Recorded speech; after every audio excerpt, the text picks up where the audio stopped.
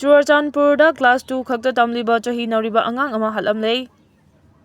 Hwre Hmar Academy da class 2 khakta tamliba baby medehiki masak khangdaba kharana hatlamle Young Wi-Fi Association amadi Zomi Mother Association na condemn tarakli March ki tang taraga tare nungthil pung ahunga makai tabada thawbal ningobamdagi and ibemu kaubi chahi huputara nithoi muki ahal amakak mafam khangdana mangkhriba haujiksu kanna lisham lokta aramai tengol yauna thiri Hauji achumba thorakle Zomi gi flag mai thakiba do marna nate Kuki singna thabani Zomi singna makhoi gi flag respect tawi nungsi haiba ikoi khangi tawardagi Zomi gi flag chingtharaga mai thaba do ikoi na nate Dear brother Kuki singna ikoi gi marakta politics sanai ikoi masen nungsi nadana ba hotnai haiba ikoi khang dabani Kuki singda faba wakhal khande afaba thabak tawde Kuki singi drug business lam khopchin ba popi thaba mayam loina khangi Kuki singna maram oiragani Aikoi da su 3rd May 2023 dagi hauraga ngasi fawa fataba mingthol phangliba si problem asi Kuki singna thokhan bani aikoi singlamba taragadi ngasi aikoi na thengnariba misi mina awaba mayam asi thengnaramloi Kuki singna ahan bada Twitter faida lam khopchin ba haurai madugi matungda mising anau basum hengalai masi aikoi na pangbagi thokpani Kuki singna aikoi gi michang saraga aikoi ga Zomi singa irang thoali Misi mina awabadi aikoi khaktani Kuki sing khaktanate Kuki singi interesti land boundary demarcation tawbani makhoina tawriba asi limit cross tawre aikoi bu respect amata yaudre aikoi Kuki singa yamna nakna khunda duna leiminai maru oina saidan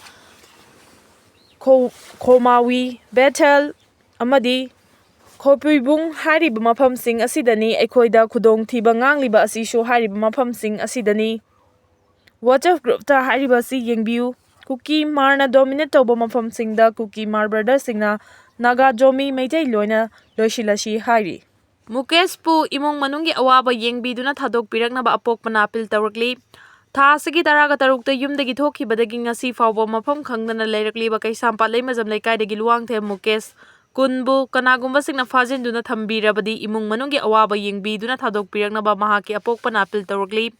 Kaisampa leimajam leikaida leiba masagi yumda ngasi pangthokiba paumisinga unaba amada luwangthe Mukesh ki apokpa luwangthe Gyanendro Das na phongdokibada maki bachanupa tha sigi taraga tarukta icham chamba firol setlaga yen thongba leigani haina yumdagi thokibani adubu CCTV footage ki mantuk ina Nambol amadi Bishnupur fawba chatkibagi khudam phangba ngamle loina na mahaki mobile number check tawba matamda mahaki araiba panthung asi None district ki Kuki khul jawjang tek village ta oire Mobile check ki matung ina security ki maikaidagi thibagi thabak chathari hairabasu ngasi fawba thiba phangdana leiri state asida thoaningdaba thodok thokrabasu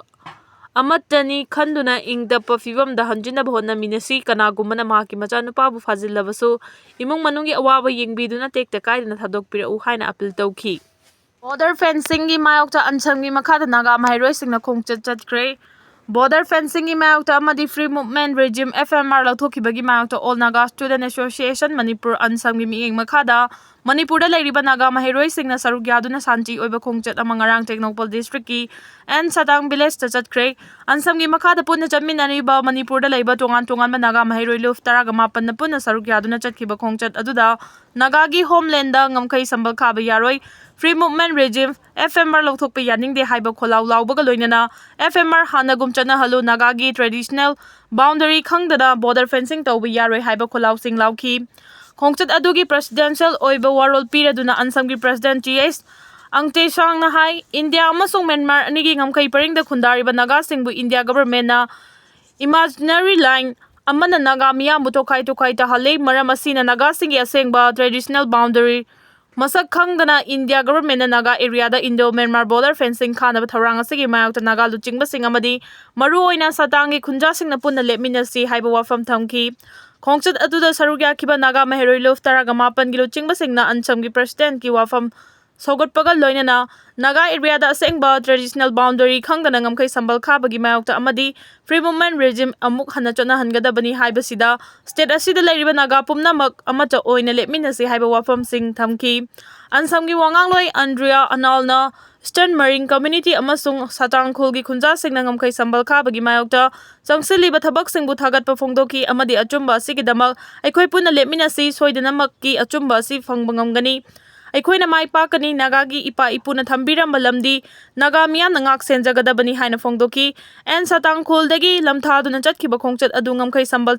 ꯈꯥꯔꯛꯂꯤꯕ ꯃꯐꯝ ꯐꯥꯎꯕ ꯆꯠꯇꯨꯅ ꯊꯕꯛ ꯑꯗꯨꯕꯨ ꯂꯦꯞꯅꯕ ꯃꯐꯝ ꯑꯗꯨꯗ protest ꯇꯧꯈꯤ꯫ ꯈꯣꯡꯆꯠ ꯑꯗꯨꯗ ꯅꯥꯒꯥ ꯑꯦꯔꯤꯌꯥꯗ ꯑꯁꯦꯡꯕ ꯈꯪꯗꯅ ꯉꯝꯈꯩ ꯁꯝꯕꯜ ꯈꯥꯕ ꯌꯥꯔꯣꯏ, ꯐ꯭ꯔꯤ ꯃꯨꯚꯃꯦꯟꯠ ꯔꯦꯖꯤꯝ ꯑꯃꯨꯛ ꯍꯟꯅ ꯆꯠꯅꯍꯜꯂꯨ ꯍꯥꯏꯕ ꯄ꯭ꯂꯦꯀꯥꯔꯗꯁꯤꯡ ꯄꯨꯕꯒ ꯂꯣꯏꯅꯅ ꯈꯣꯜꯂꯥꯎꯁꯤꯡ ꯂꯥꯎꯈꯤ꯫ ꯏꯗꯤꯇꯣꯔꯤꯌꯦꯜ ꯀꯂꯝꯗꯒꯤ ꯂꯧꯈꯠꯆꯔꯛꯀꯦ꯫ ꯃꯅꯤꯄꯨꯔꯗ ꯊꯣꯛꯂꯤꯕ ꯂꯥꯟ ꯑꯁꯤ ꯂꯣꯏꯁꯤꯟꯅꯕ ꯂꯧꯐꯝ ꯊꯣꯛꯄ ꯊꯧꯗꯥꯡ ꯑꯩꯈꯣꯏ ꯄꯨꯟꯅ ꯂꯧꯃꯤꯟꯅꯕ ꯇꯥꯏ꯫ ꯃꯅꯤꯄꯨꯔꯗ ꯊꯣꯛꯂꯤꯕ ꯆꯍꯤ 2 ꯁꯨꯔꯛꯂꯕ ꯂꯥꯟ ꯑꯁꯤ ꯂꯣꯏꯁꯤꯟꯅꯕ ꯚꯥꯔꯠ ꯂꯩꯉꯥꯛꯅ ꯂꯧꯐꯝ ꯊꯣꯛꯄ ꯊꯧꯗꯥꯡ ꯑꯗꯨ ꯂꯧꯗꯅ ꯍꯧꯖꯤꯛ ꯐꯥꯎꯕ ꯂꯩꯔꯤ꯫ ꯃꯅꯤꯄꯨꯔꯗ ꯕꯤ.ꯖꯦ.ꯄꯤ. ꯂꯩꯉꯥꯛ ꯂꯩꯔꯤꯉꯩ ꯃꯇꯝꯗꯁꯨ ꯂꯩꯉꯥꯛꯅ ꯂꯧꯐꯝ ꯊꯣꯛꯄ ꯊꯧꯗꯥꯡ ꯑꯗꯨ ꯂꯧꯕ ꯉꯝꯗꯅ ꯂꯩꯊꯣꯛꯈꯤ꯫